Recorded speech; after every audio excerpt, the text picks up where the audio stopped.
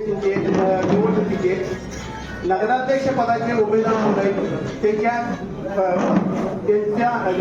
नाव जाहीर होण्यासाठी ही आपण पत्रकार परिषद घेतलेली आहे। या पत्रकार परिषदेसाठी जमलेले सर्व पत्रकार आमच्या तालुक्याचे आमदार म्हणजे राजू पाटील अडरावकर साहेब, तसेच माजी आमदार उल्हासदादा सावकर मांदाक साहेब, सतीश मलवे, हे सर्वजण हा राजश्री शाहू विकास आघाडीला हे सर्व पाठिंबा देणारे लोक आज इथं आहेत। लोकांच्या मनात असं संभ्रमावस्था होती की बाबा कोण तर म्हणत होतं की ह्या ह्याच्यात यड्रावकर आघाडी फुटलेली आहे, कोणतरी बाहेर गेलेला आहे, कोणतरी इकडे गेलेला आहे, कोणतरी तिकडे गेलेला आहे। हा संभ्रम जो लोकांनी पसरवलेला आहे हे लोकांनी लक्षात घेतले की हा संभ्रम विरोधकांनी विनाकारण काहीतरी अपप्रचार करून पसरवलेला आहे की आपण सर्वांनी हे करून घ्यायचं। यड्रावकर साहेबांची जी आघाडी आहे राजश्री शाहू विकास आघाडी, ती अगदी एक दिलानं सगळी इथं काम करणार आहे।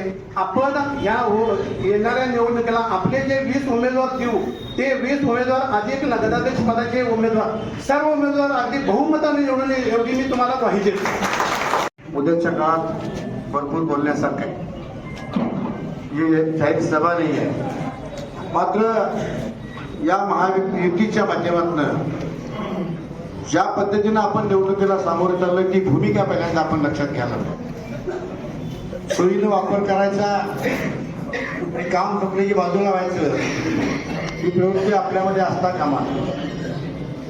ज्यांनी काम चांगलं केलं त्यांचं कौतुक करायलाच पाहिजे। मनीषाताईंच्या माध्यमातून त्या काळामध्ये अतिशय चांगलं काम झालंय।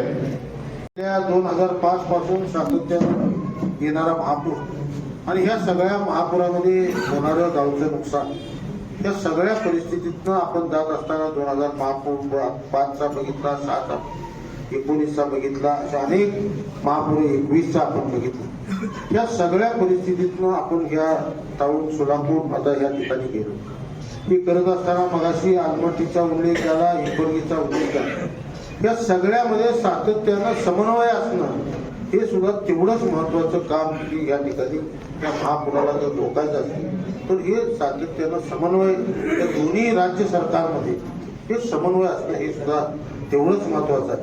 आणि गेल्या 2-4 वर्षामध्ये अतिशय चांगल्या पद्धतीचं समन्वय, मग कर्नाटक सरकार असेल किंवा महाराष्ट्र सरकार असेल, या दोघांच्या मध्ये सुद्धा चांगल्या पद्धतीचं समन्वय आज या ठिकाणी आपला एक अधिकारी सातत्यानं कर्नाटकमध्ये आपण नेमला आहे आणि कर्नाटकाचा एक अधिकारी आपल्याकडे नेमला आहे की जेणेकरून पाण्यात शिरोळ तालुक्याचे विकासरत्न शाहू विकास आघाडीचे नेते लोकप्रिय आमदार आदरणीय यड्रावकर साहेबांचं माझ्या सुनबाईला उमेदवारी दिले जाहीर केल्याबद्दल मी प्रथम त्याचं मनपूर्वक आभार मानतो। त्याचप्रमाणे या ठिकाणी उपस्थित असलेले